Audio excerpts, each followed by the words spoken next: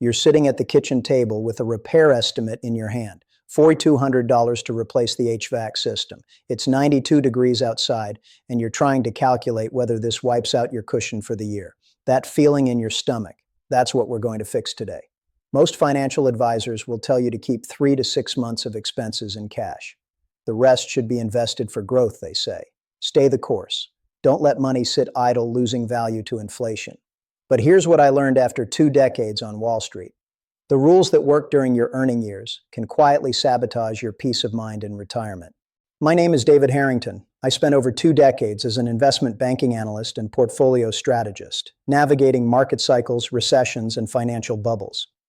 After stepping away from institutional finance, I now focus on helping everyday people, especially those approaching or enjoying retirement, understand money in a calm, practical way. Before we continue, a quick note. This isn't financial advice. Everyone's situation is different.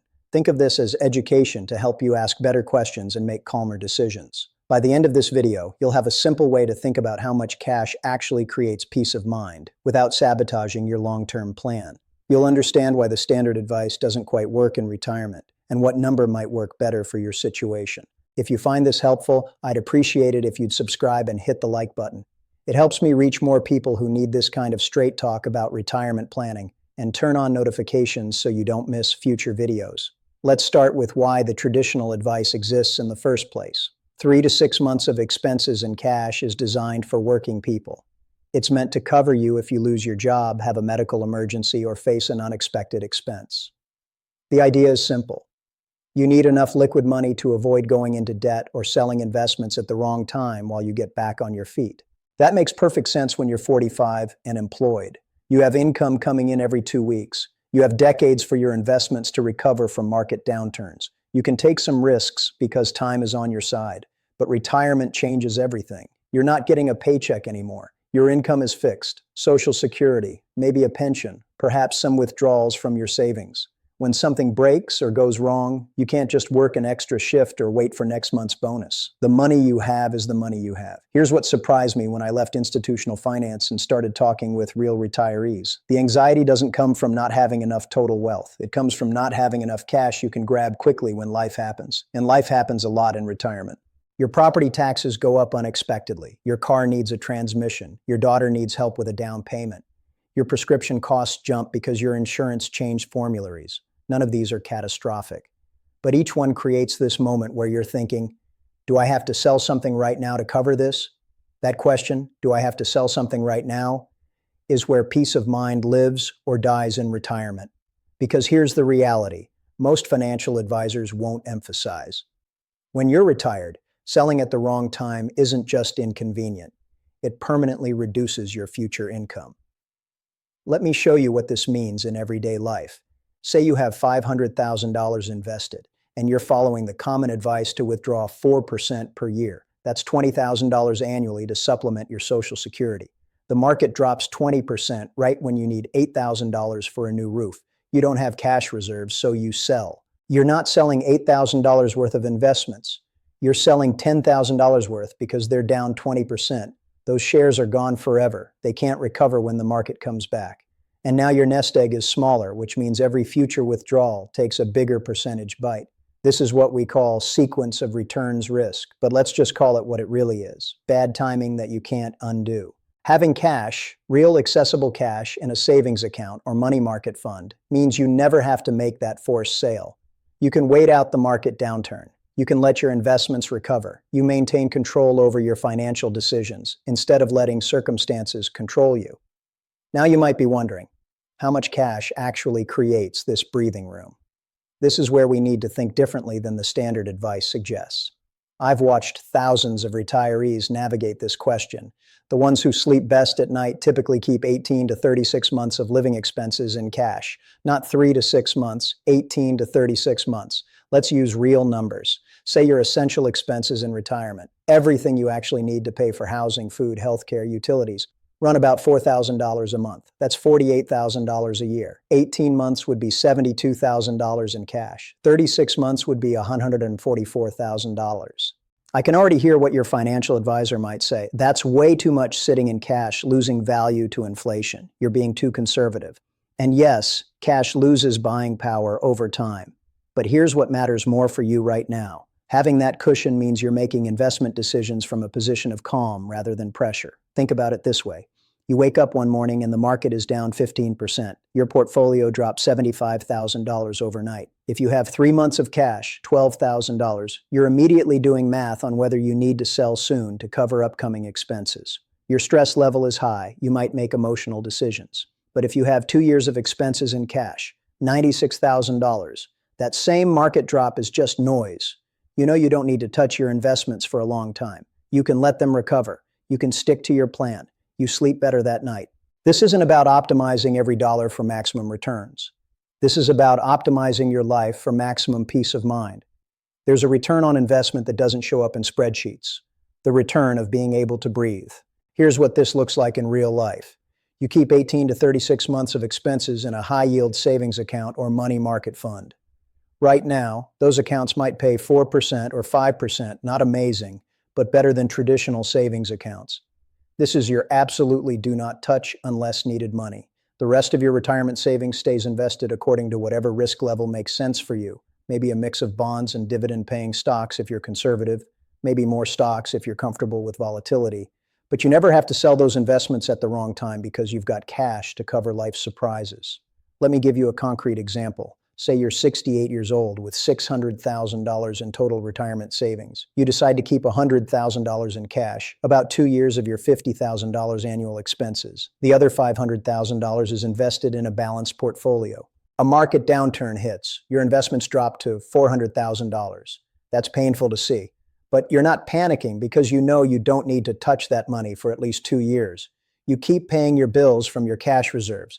The market recovers over 18 months. Your investments are back to $500,000 or maybe higher. You replenish your cash from the recovered investments. Your system worked exactly as designed. Compare that to having only $15,000 in cash, 3 months of expenses, when that same downturn hits. Within a few months, you're forced to sell investments at $400,000 to refill your spending money. You lock in those losses. Those shares never recover because you don't own them anymore. Your retirement security just took a permanent hit. The psychology here is crucial. When you're working and building wealth, running out of cash means missing one investment opportunity. Annoying but not devastating. When you're retired and living on your savings, running out of cash means being forced to sell at exactly the wrong moment. That can alter the trajectory of your entire retirement. Now here's where it gets interesting. The amount of cash that creates peace of mind isn't the same for everyone. It depends on your specific situation, your personality, and what other sources of guaranteed income you have. If you have a solid pension that covers most of your basic expenses, maybe you need less cash cushion because your essentials are already covered. If you have no pension and Social Security barely covers half your needs, you probably want closer to 3 years of expenses in cash. If you're the kind of person who checks your account balances daily and loses sleep over market volatility, lean toward the higher end, 30 to 36 months. If you're genuinely comfortable with market swings and have nerves of steel, maybe 18 to 24 months is enough. The goal is to calibrate the cushion to your actual psychology, not to some theoretical optimal number. Your health situation matters too. If you're dealing with a chronic condition that might require sudden medical expenses even with Medicare, you want more cash available. If you're in excellent health with predictable medical costs, you might be comfortable with less. Here's something else most people don't consider. Your age within retirement itself. If you're 70 healthy and statistically might live another 15 to 20 years, keeping 30 months in cash makes sense because you need that long runway of protection. If you're 85, your planning horizon is different. Your cash needs might be more about immediate accessibility than long-term market timing. Let me address the inflation concern directly because I know it's on your mind. Yes, keeping $100,000 in cash means that money will buy slightly less each year due to inflation. Over 10 years at 3% inflation, that $100,000 of buying power becomes about $74,000 in today's dollars. That's real. But here's what you get in exchange. You never have to sell investments in a downturn. You maintain control over your financial decisions. You sleep better. You enjoy retirement instead of constantly worrying about whether you can afford an unexpected expense. For most retirees, that trade-off is absolutely worth it. And remember, you're not keeping all your money in cash. The bulk of your retirement savings is still invested, still growing, still fighting inflation. The cash is just your stability layer, the foundation that lets you weather storms without making panicked decisions. Think of it this way. Your invested money is working to grow and maintain buying power over the long term. Your cash reserves are working to protect your peace of mind and prevent forced selling in the short term. Both jobs are essential. Neither one alone does everything you need. There's one more piece that makes this whole system work: replenishment. Your cash cushion isn't meant to steadily drain to zero.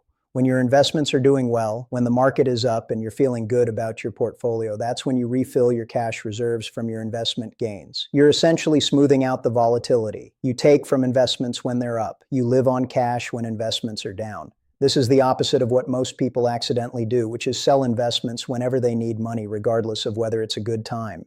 In my years working with retirees, I've noticed something consistent. The people who have substantial cash reserves, that 18 to 36-month cushion, make better decisions about everything else. They're not constantly stressed about market movements. They don't panic sell during downturns. They can think clearly about whether to help a grandchild with college or take that trip they've been planning. Money is supposed to provide security and opportunity. Having adequate cash reserves in retirement isn't about being scared or overly conservative. It's about creating the conditions where you can actually enjoy the life you saved for.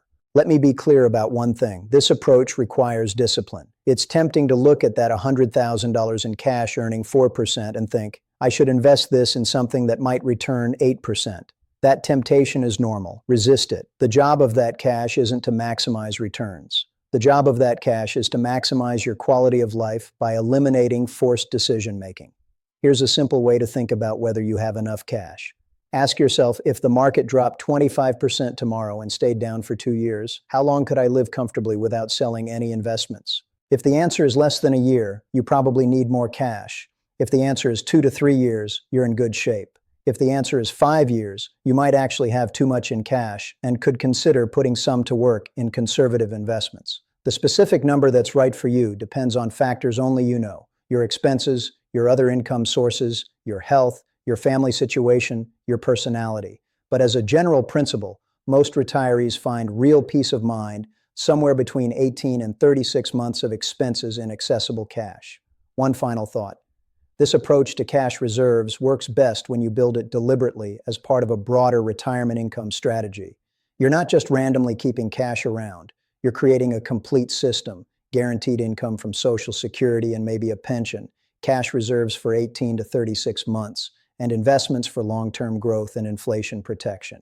Each piece has a job. Social Security covers your baseline. Cash reserves cover the bumps and give you patience. Investments cover your future and maintain buying power. When all three pieces are in place, you're not just financially secure, you're psychologically secure. And in retirement, that psychological security might be the most valuable asset you have: your future self. The person who faces an unexpected $5,000 expense without panic, who watches market volatility without stress, who enjoys retirement instead of constantly worrying about money. That person is counting on the decisions you make today. Start by calculating your essential monthly expenses. Multiply by 18 to get your minimum cash target. Multiply by 36 to get your maximum. Look at what you currently have in accessible savings. Then make a plan to build toward that range at whatever pace works for your situation.